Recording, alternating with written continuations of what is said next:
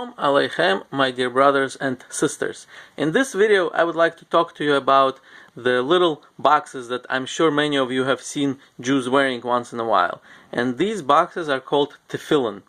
And as you can see on my forehead over here, here's one of them. It has 4 compartments inside, and the box is made entirely out of leather. You know, this is hard leather, even though it looks like it's plastic or something, but it's really leather, completely made out of leather, and the straps also are made out of leather. And then there's another one that we put on our hands or arms, and same thing, it's also made completely out of leather. Here you can see the box, and the difference is, but this one has only one compartment inside, as opposed to the one that goes on the head that has 4 compartments. And so the question is, what exactly are these boxes? So these boxes is something we call in Hebrew Tefillin. I think the English word for it is phylacteries. And what it is that we're simply fulfilling a commandment in the Torah. We have a commandment in the Torah, I think it appears in Deuteronomy chapter 6 verse 8, where Hashem tells us that, you know, the Torah first tells us the statement of faith, which we call the Shema Yisrael, Hashem Elokeinu, Hashem Echad. Right? This is the statement of faith, and then right after it, it says that you shall tie these words upon your arms, and they shall be a sign between your eyes. So how do we literally tie the words onto our arm?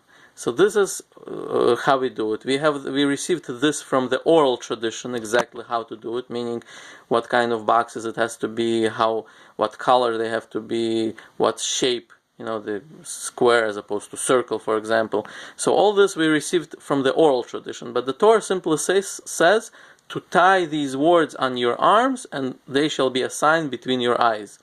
And the Torah doesn't elaborate exactly how to do it. And this is actually one of the proofs that you cannot read the Torah and learn the Torah without the oral Torah, because, you know, certain things do not make sense without the oral tradition as to exactly what it is. And so we're basically fulfilling the commandment by doing this. We're tying these tefillin on our arms and on our foreheads. And in fact, this is a very important mitzvah, and this is mitzvah performed only by men.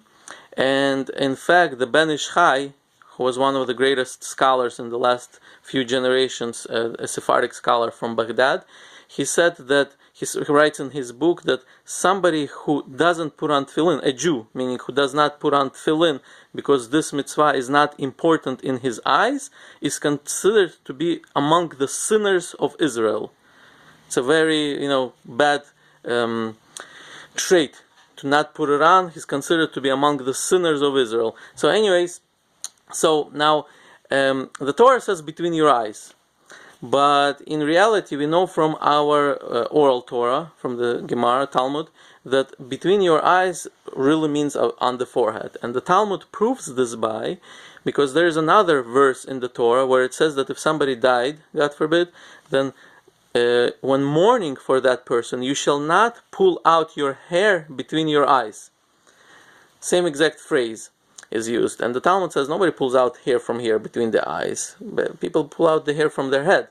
So when the Torah says between your eyes, it's simply a phrase. It just means the middle. You know, between the eyes meaning the middle, but it still has to be on the head, not you know, between the eyes over here.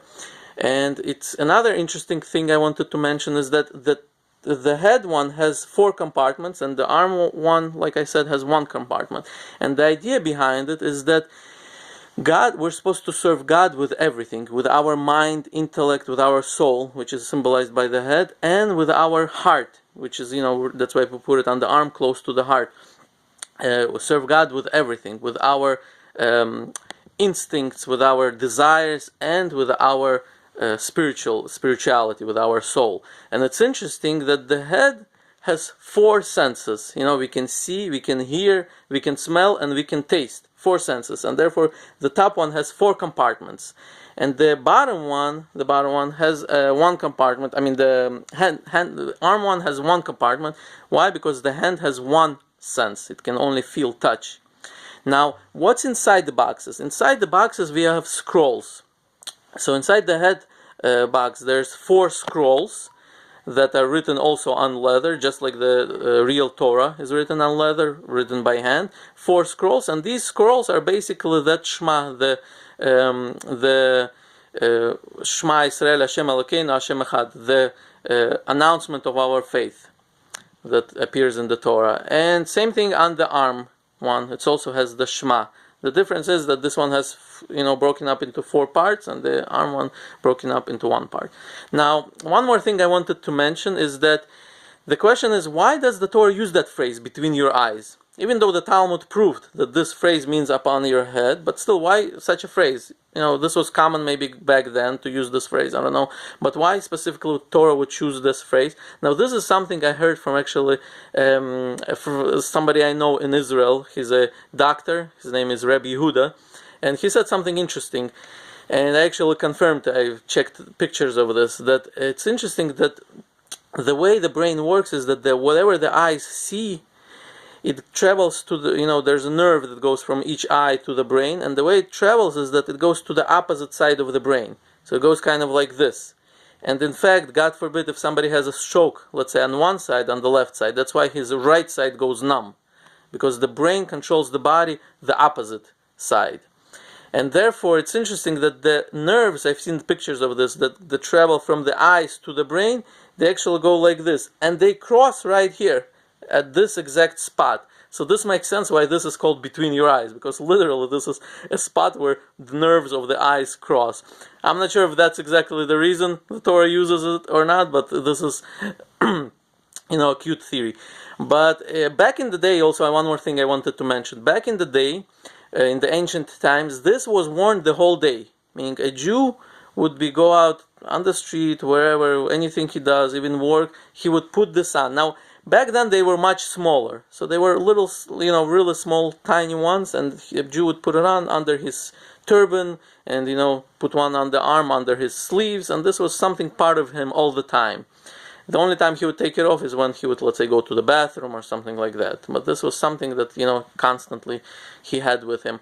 Recently, I'm not sure exactly when this started, but recently the Jews started to do this only in the mornings during prayer, not wearing it the whole day. And the reason for that, I think, is because the Jews believe that we kind of declined spiritually. We're not on the same level as our ancestors were.